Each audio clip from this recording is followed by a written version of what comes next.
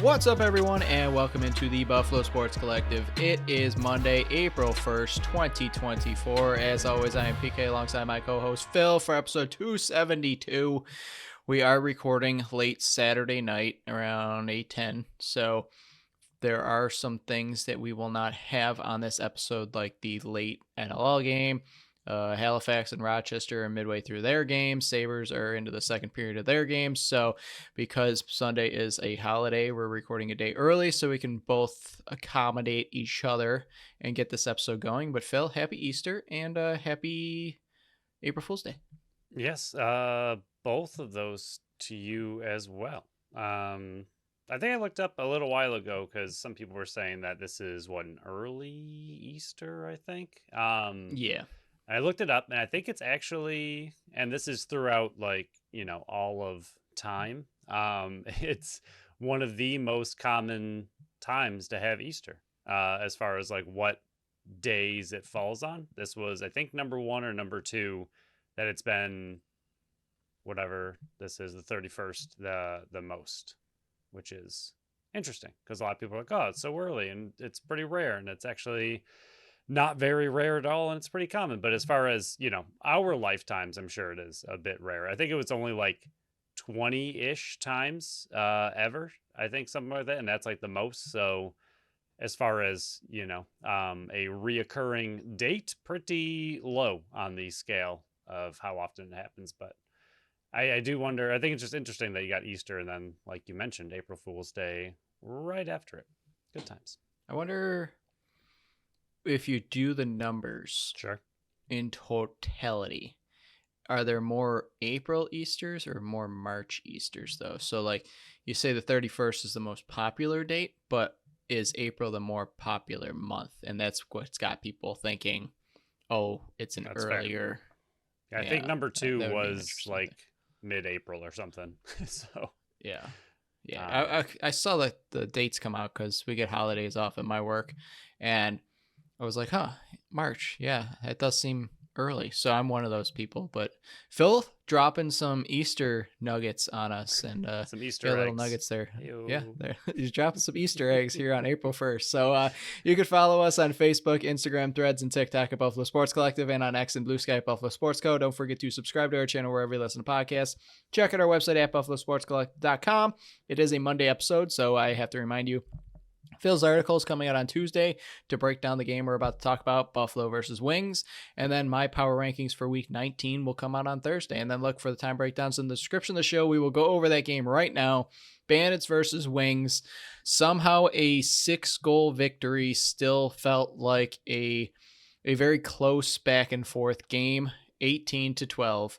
Smith with 5, Byrne with 3, Buchanan and Frazier with 2, Nanico, Kluch, McKay, Weiss, Priolo and Brandon Robinson all had 1. Vince, 51 of 63 save shots, were 67-63 in favor of Buffalo. And for you face-off crowd people, 20-14 in favor of Philly. Weird. You lost the face-off battle and you still won by 6. Interesting little Easter egg there as well. Yeah, I don't know. I think this is new information to you. It was not to me. I've known it for a little bit, but I think this is new to you, so we'll see. Did you know that Dane Smith and Josh Byrne are really good at lacrosse? I've heard rumors, Okay. but I don't think I've ever been able to confirm these things. So are you going to be able to confirm them? Yeah, we can confirm it. They are currently number 1 and 2 in the entire NLL in points this season, so that's pretty good confirmation for you. Pretty good. Yeah, I think that's pretty good. Yikes. They are incredible. Like you mentioned, though, we can get into them a little bit later, but I mean, just what they're able to do is just mind-blowing. And the fact that the Bandits have quite literally the 2 first and second point scorers in the entire league on their team, and also on, one left, one right, and just works out so perfectly. But as far as the game goes, yeah, the game was 12-11 with 12 minutes left in the fourth. The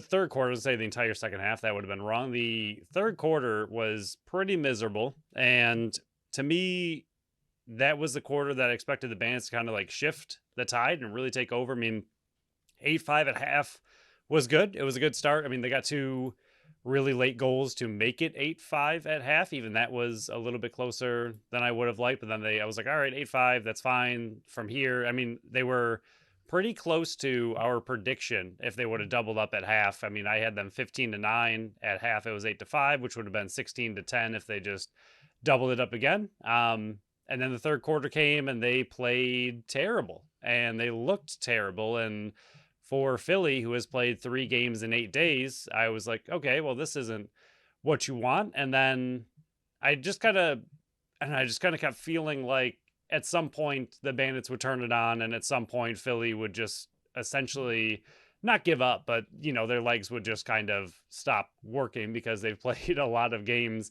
in just a couple days. So I assumed at some point in the fourth quarter, or was at least hoping that they would kind of take over and run the table, and they did that. But like you mentioned, I mean, 12-11 with only 12 minutes left in the fourth quarter is not at all where I thought they would be against what we would both consider a pretty mediocre Wings team. And again, they were playing 3 games in 8 days. So I just really thought the Bandits would have been more dominant in this one than they ended up being. But obviously the final score looks fantastic and the way they finished the game was good. But the middle 2 quarters, not the best.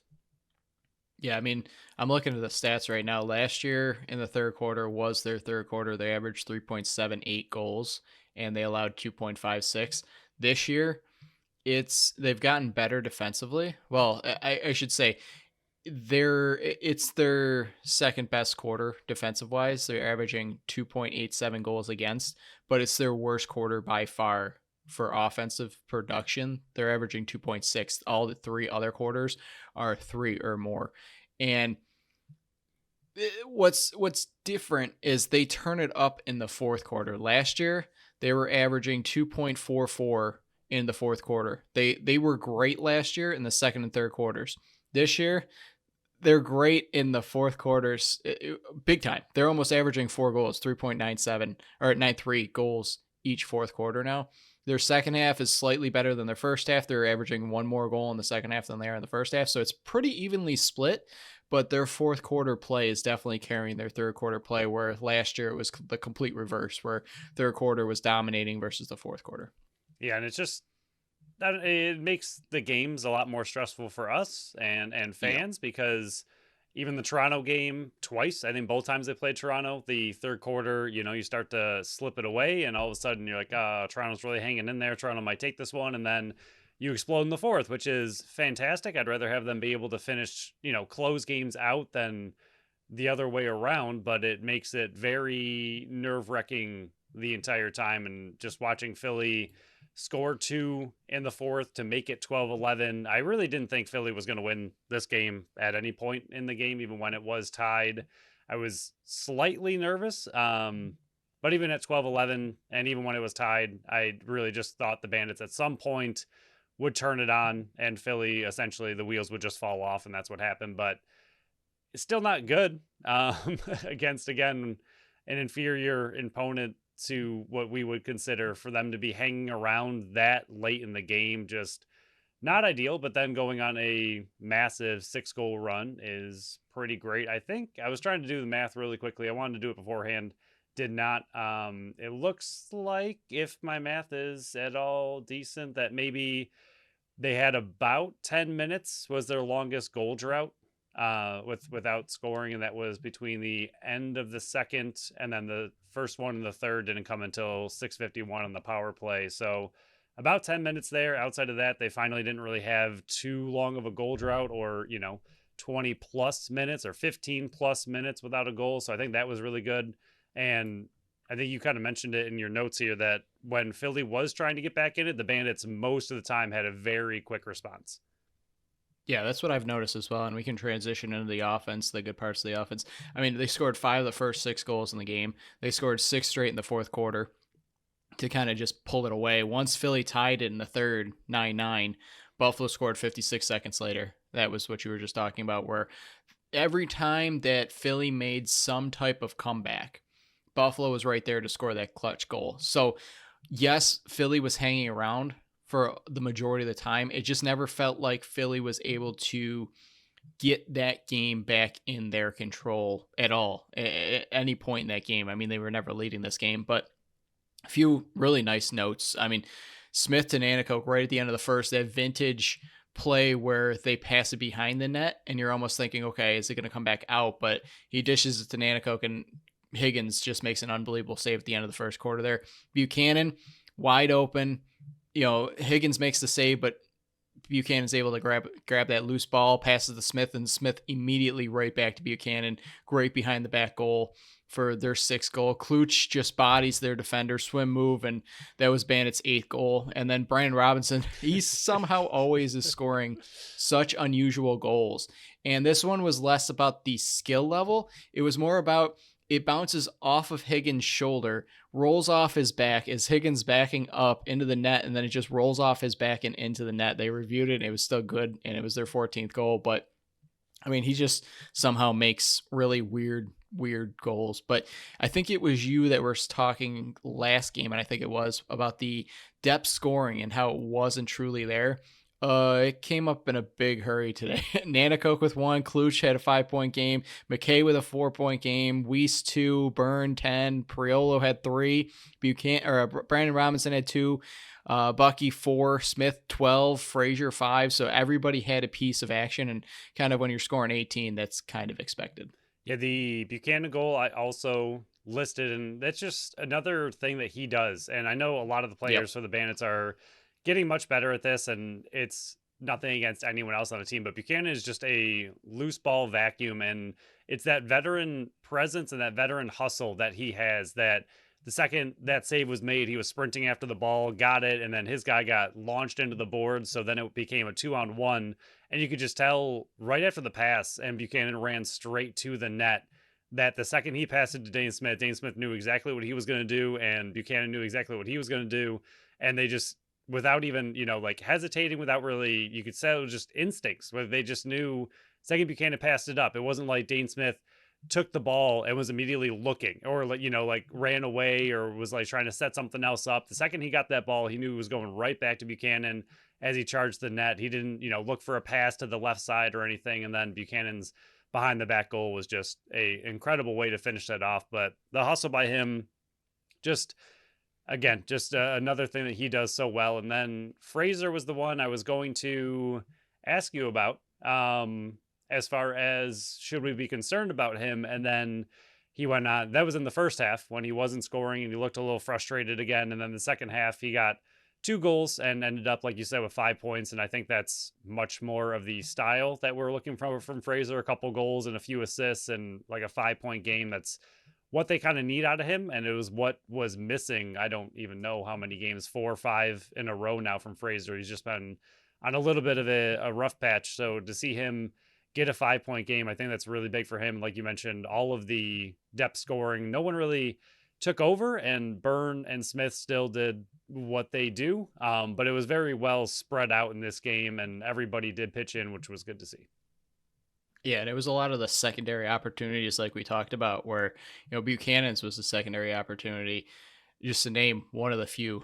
I know Higgins played very well back there, especially in the first half, kind of keeping Philly in it, but there were plenty of secondary opportunities that Buffalo had that, it just wasn't being capitalized on. But the only bad I really had, and you mentioned it a little bit earlier, was the first 7 minutes of the third quarter. It was very sloppy on both ends. Defense was struggling. Offense was definitely struggling, and that was their longest goal drought. So they're still working to get that aspect out of it. Even if you want to just add 1 goal into the mix there, that little bit of inconsistency in their offense, that's the last bit that they have to work out of their game. Yeah, I mean, in the third quarter alone, you had 4 of the first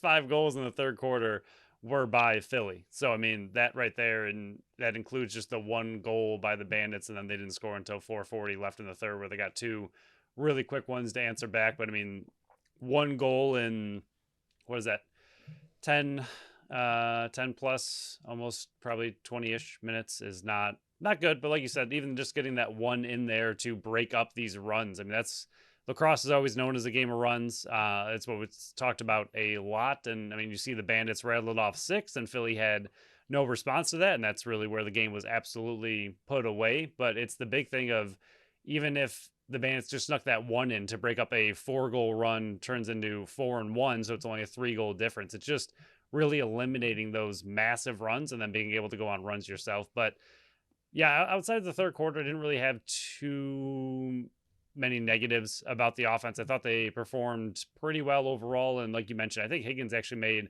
a lot of really big saves to kind of shut down some of their really good opportunities. And he made a few pretty big ones that I think the score could have been a little bit higher, which seems insane at the end of a 18-goal game. But I do think Higgins made a few really great saves to keep the score where it was for as long as it was. I agree. He's a main reason why they were only down one, Right. midway, or actually a third of the way through the fourth quarter. But yeah, he played very well. That's kind of what we were saying, that just he has to face so many different shots just all season long. But we'll flip over to the defense. Actually, before we switch over, yeah. I know we've kind of mentioned it a few times now, but we talked about Josh and Dane just being incredible, but Smith having a 5-goal game. They said it's been a long time since he's been able to do that. Last February. And it's something that's been better the last few games. And the last game, he only got 2 goals on the 17 shots. I thought he shot a little bit too much, and he didn't really have much to back it up with only 2 goals. But the few games before that, I think he had back-to-back hat tricks. And then this one, I mean, even last game, still at least 2. And then this one, he puts up 5. His scoring touch is absolutely coming back. And I think that is terrifying for the rest of the league and fantastic for the Bandits. But it's really good to see him be able to just put 5 away. And I think that will open up the offense that much more and open up even Burn that much more, because now teams have to once again dial in on his goal scoring ability, which has always been there, but just showing that you still have the ability to put up 5 goals in a game is a really big thing for a defense to have to look out for. Yeah, now we'll flip over to the defense. This was an area of the game where I was not a fan of it. I thought they played very well last week versus Panther City, and while they gave up the same total amount of goals in this one, in 12, I didn't think the defense played well at all, and I honestly believe, the one good note that I found was Paul Dawson pass breakup right at the end of the third quarter, giving Buffalo another 2-goal lead going into the fourth. I thought that was one of the very small, minor, good positives out of the defense today. For the most part, they held 3 guys. They allowed 3 guys to kind of go off. Jones, 7 points. Katoni went 4, 4, and 8. And Rezateris had an 8-point game. Other than that, they kept their depth scoring pretty much in check. Blaze had 3 points. McIntosh, 4 points. LeClaire, 2 points. So they were able to keep the secondary scoring down.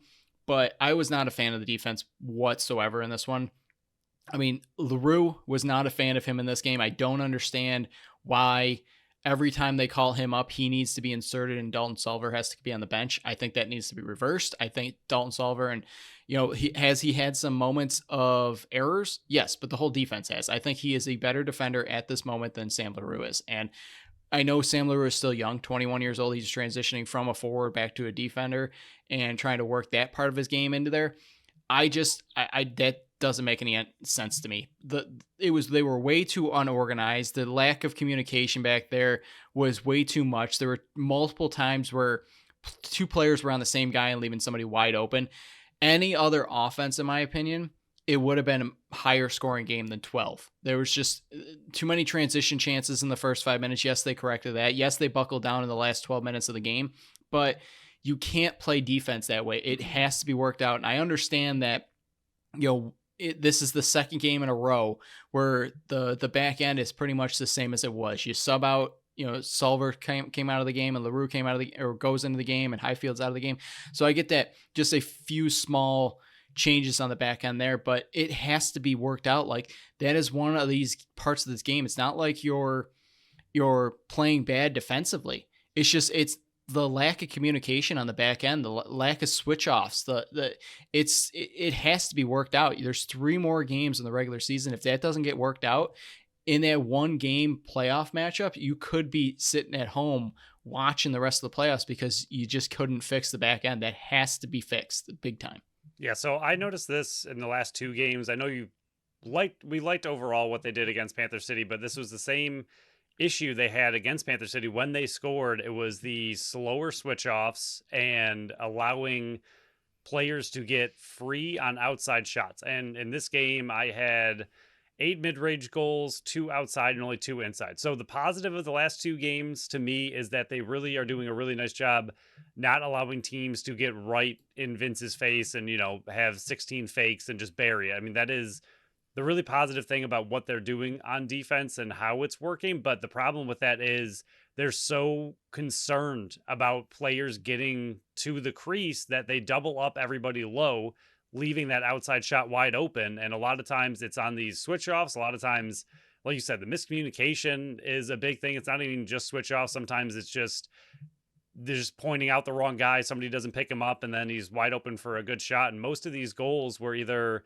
mid-range or outside. And a lot of people, again, are going to just kind of point that at Vince, but these shots are uncontested for the most part. And that's the issue. You can't allow really good lacrosse players, which everybody in the NLL pretty much is, especially some of the ones that killed them, like Katoni, who scored a natural hat trick, and I think he got 3 in a row doing pretty much the same thing. They just found a way to get him space, and he is a true sniper that can just find that, extreme corner that is pretty much all that Vince is leaving open. But if you leave him open enough to allow a free shot without getting in his face, he's going to find that little bit of space and he's going to score. And he's a player that did extremely well. And he's that kind of player that will pick a defense like this apart. And I think that's the problem.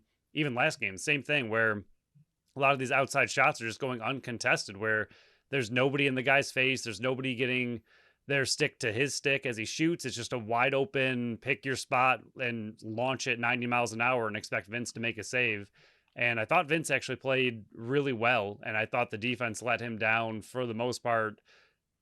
Almost, I mean, not all the goals, but all the ones that, I think you can say would possibly be on Vince. I think for the most part, the defense just let him down. And a lot of it's communication and a lot of it's just knowing how the other players are going to play off each other. And that's something that we've been talking about pretty much the whole season, where this unit they aren't gelled yet. And you could really tell they are not. They do not know how to play off each other. They do not seem to trust one another. And it's not necessarily that they think they're bad players. Like, I don't trust this guy because I don't think he's bad. It's simply they don't know how to play off each other flawlessly yet. And I mentioned Toronto as the unit to kind of look at. Like, if you watch them play, they switch off flawlessly. They move around flawlessly. They know when somebody's going to be doubled up. They know when someone's going to be left open to go get them, and just how they just maneuver their defense. They're a unit that has played together for a very long time, and it tells, and this unit has not, and it shows. And it's these kind of games where it's great that you're not allowing the team inside, which is fantastic. That's really a good positive, but you have to be able to also not necessarily block these shots, but you just have to be in these players' faces when they're trying to take these pretty mid-range shots. I mean, 8 mid-range goals. So, 2 from the outside isn't that many. These are good scoring opportunities for players that know how to shoot the ball, and the defense is just not doing well enough to get in their face and make it uncomfortable for those players. Yeah, 100%. Those are the 2 main issues, is the switch offs, knowing where the players are and closing out on those opportunities. You can't give these players, 5-10 feet of room to just pick a shot, the spots. Yeah, crush it.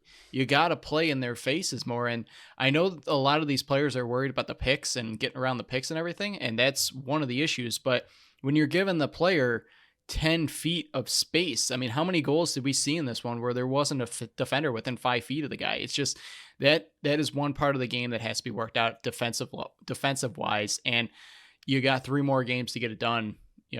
Colorado coming up on Friday, and then you got home Calgary, and then you finish up with hopefully a nice tune-up game in Vegas. But we'll go over our first sponsor here, Tap That Tap Room. Fill by a little bit more time while you're scrolling down here, but our first sponsor of the show is Tap That Tap Room. They are at 363 Delaware Street in Tonawanda, New York. They are Buffalo's first women-owned self-pour bar, which features 30 consistently rotating taps of a variety of beers, ciders, sours, seltzers, and malt beverages. Yeah, so you can sit down with your favorite drink or you can sample what they have on hand. Like Phil just mentioned, there's 30 different options and those do rotate. So you can find your new favorite. They do have a large patio with board and card games for everyone. You can bring your dogs down because they are dog friendly. And another watch party coming up on Friday when Buffalo faces Colorado. And there's ticket giveaways for any away game that you participate for the next home game. And that will be the final home game of the Buffalo Bandits regular season.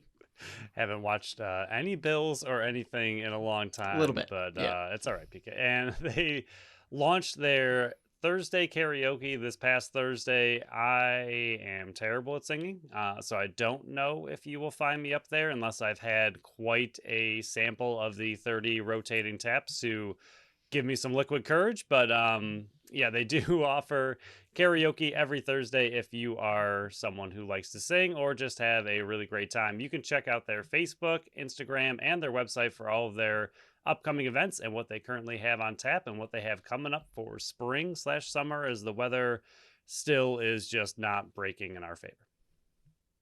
So we'll go over the goaltender position now. Matt Vince, you mentioned it. I thought he played really, really well. I mean, 51 saves is pretty stinking good on 63 shots.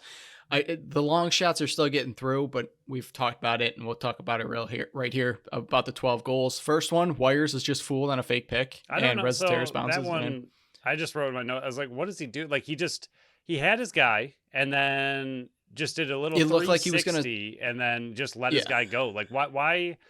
And I know we don't play lacrosse, so it's nitpicking a player who knows way more about lacrosse than I ever will. But it just seems like he was almost scared to get picked. And instead of just staying on Resiteritz and like allowing the pick to happen, and again, that's trusting the defender behind you that if you get picked, it's, he's going to pick up who needs to be picked up and it's going to work out. But he was so worried about the pick, he did a little 360 and just gave Resiteritz plenty of time and space to step into an incredible bounce shot. But it was very strange looking when you just watch it live. I was like, where is he going? He just let his guy who has the ball actively in his stick and just let him go. I was like, all right.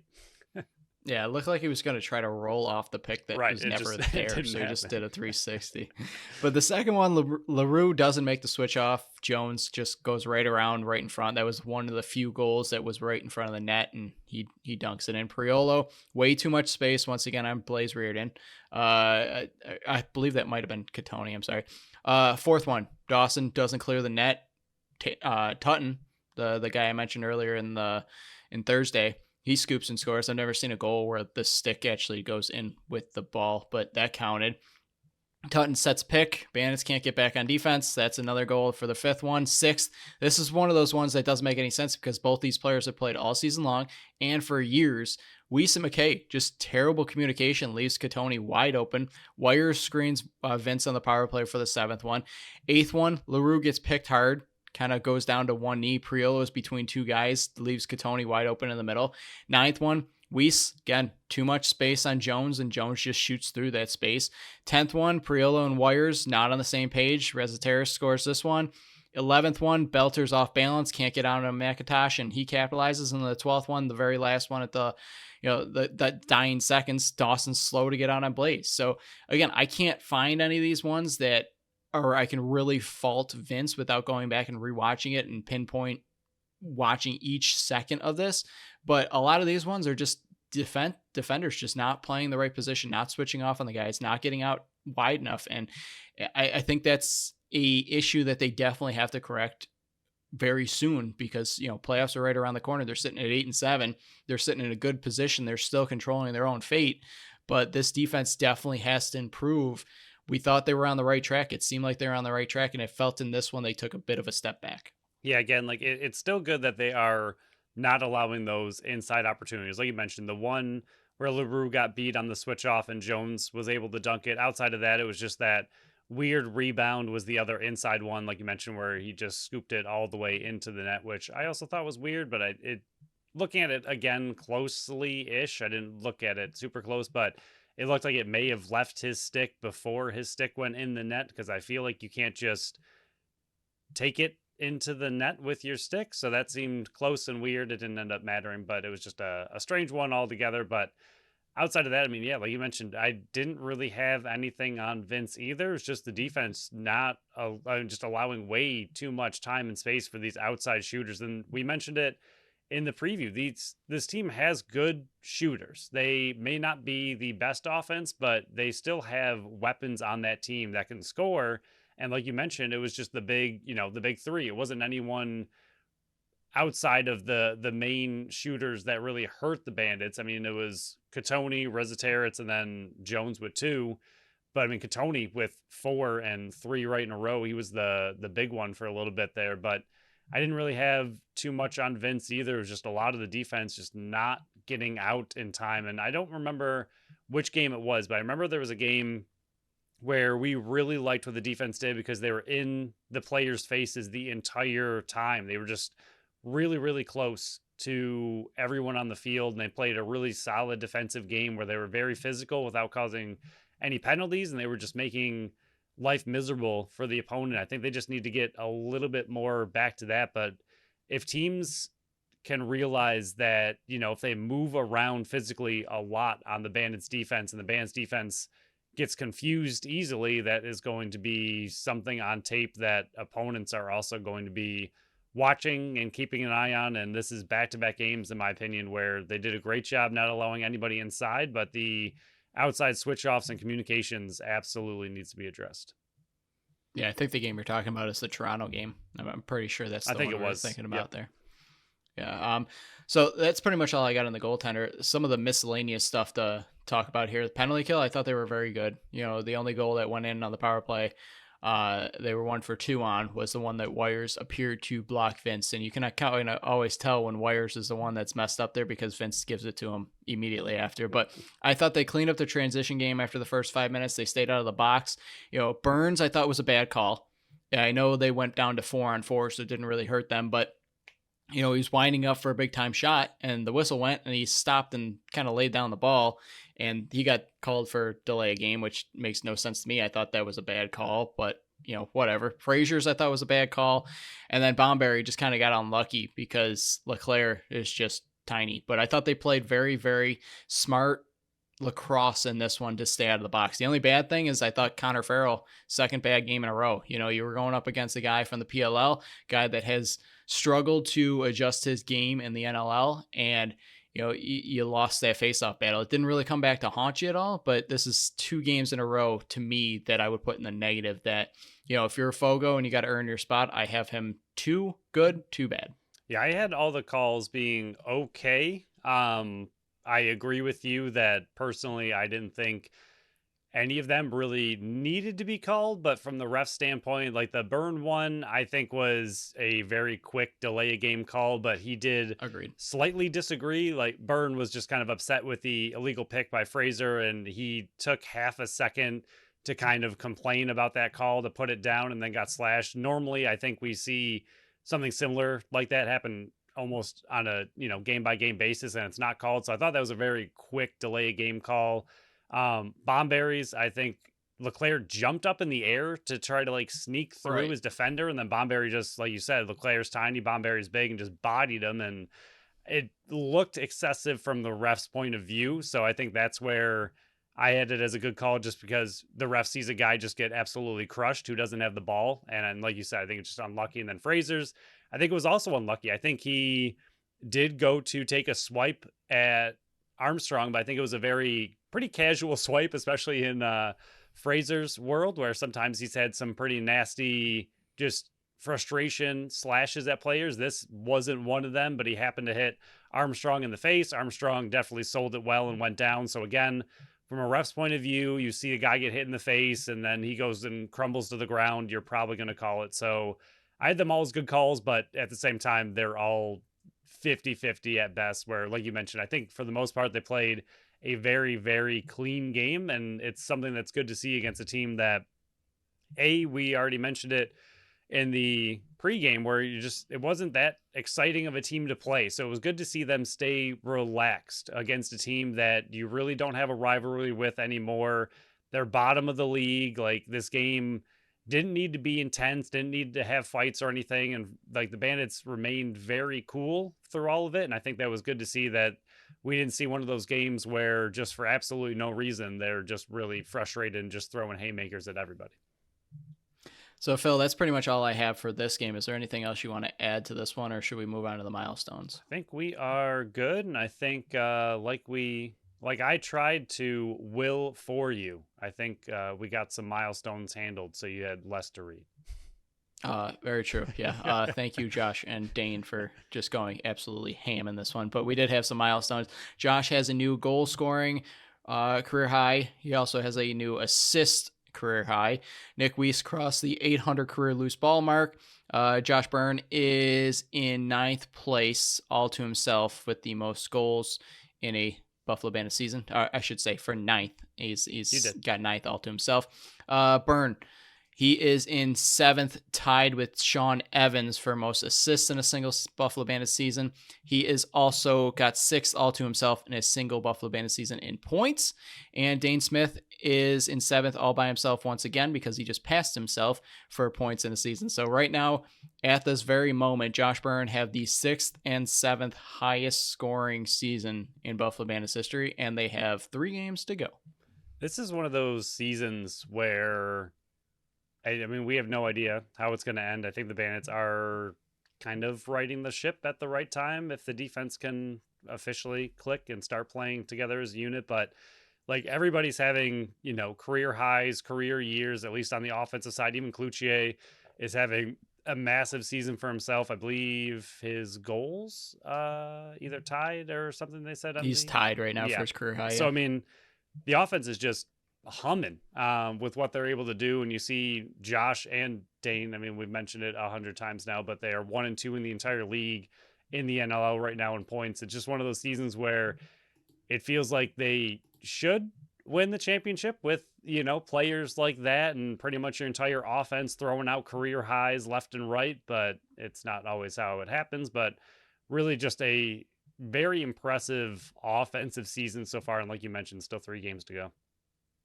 Yeah, and Dane Smith, I didn't mention this one, but he is tied for 4th in NLL history with the most assists in a single season with Mark Matthews.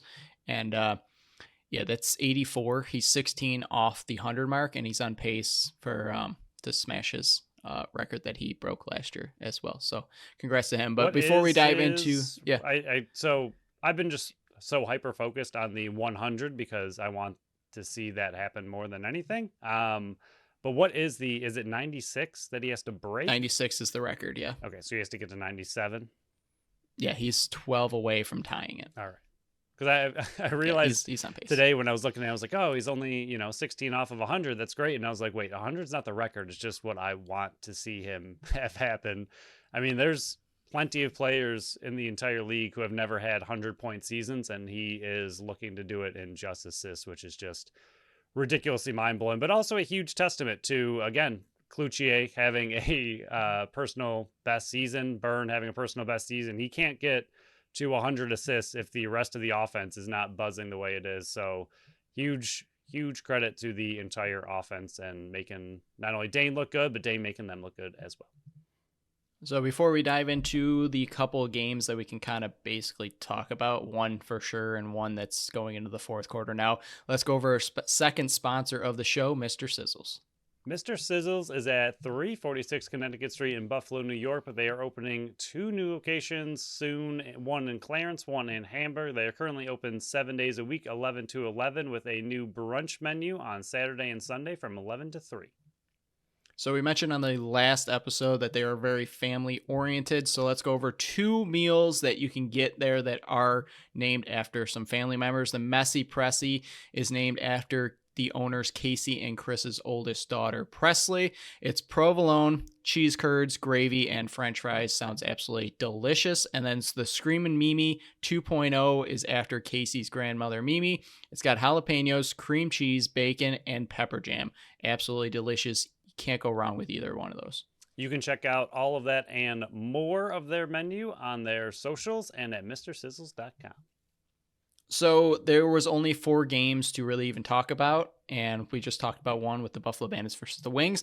The other one happened on Thursday. Saskatchewan was able to finish off Philly 16-12, and then the game going on right now. So everybody else that's listening right now will know the result of this one. Halifax is up 11-7 with 41 seconds to go in the third quarter.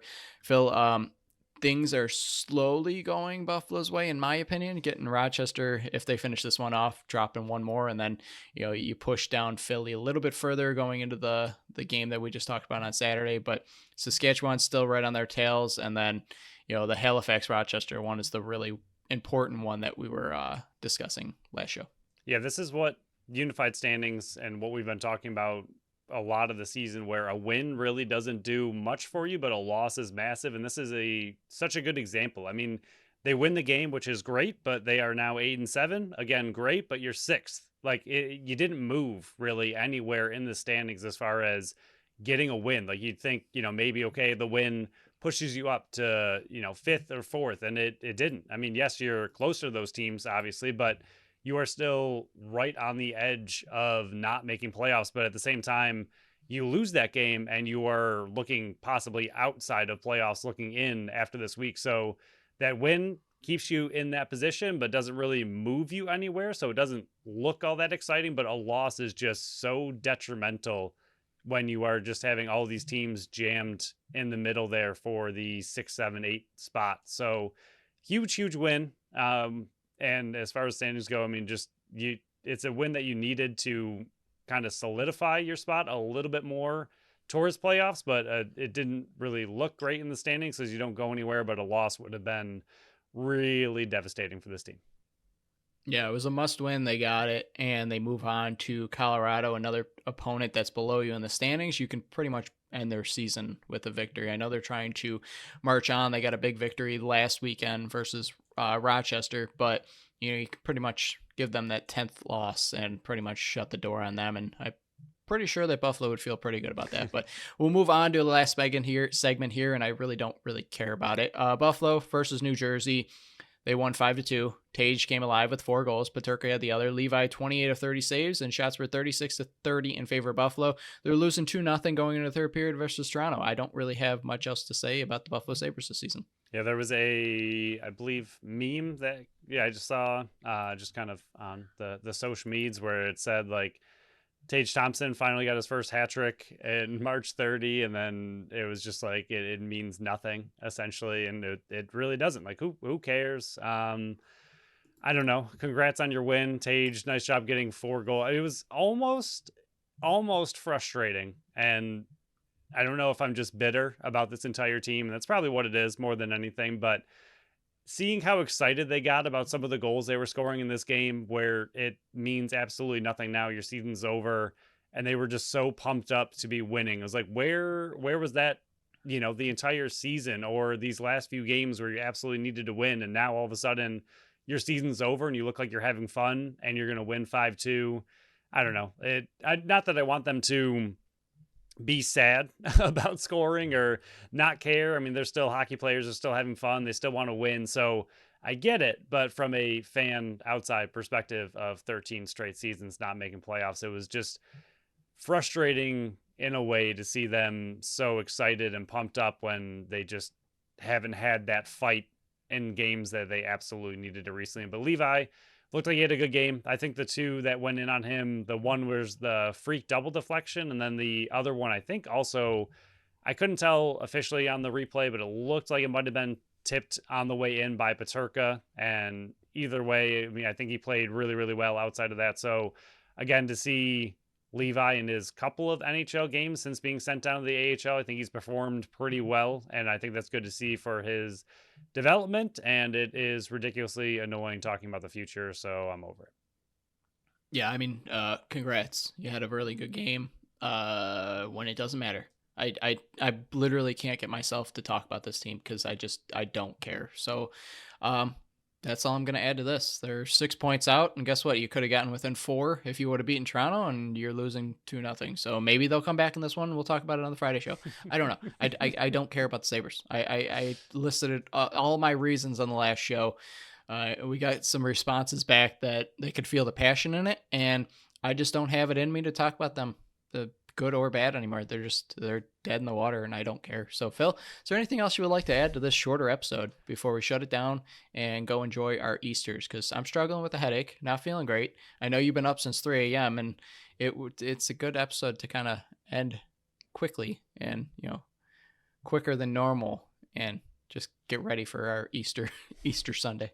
Yeah, I will. I had a fun little comparison for the Sabres, but I'll save it for the next episode or a future one. It's not time sensitive, so we can wrap this one up and let people get to their holidays and enjoyment and their April Fools and everything they got going on a Monday. Yeah, so we will talk about the Buffalo Bandits versus Colorado for the second time this season. On the next show, we'll break that down, and then, if somehow the Sabres are slowly crawling their ways back in, I guess we'll mention that, but I really don't want to with the draft right around the corner. We are in draft month for the Buffalo Bills, so I will be starting my fun games each segment and each show, I think, moving forward. So stay tuned for that one. Thank you all for listening to another episode of the Buffalo Sports Collective. Thank you to Tap That Tap Room and Mr. Sizzles for sponsoring this show and this episode. Follow us on Facebook, Instagram, Threads, and TikTok at Buffalo Sports Collective, and on X and Blue Sky at Buffalo Sports Co. Visit our website at buffalosportscollective.com. Phil's article is dropping tomorrow on Tuesday. Mine's dropping on Thursday. Subscribe to our channel wherever you listen to podcasts, and make sure you leave us that review on Apple and Spotify. Until next time, bye-bye.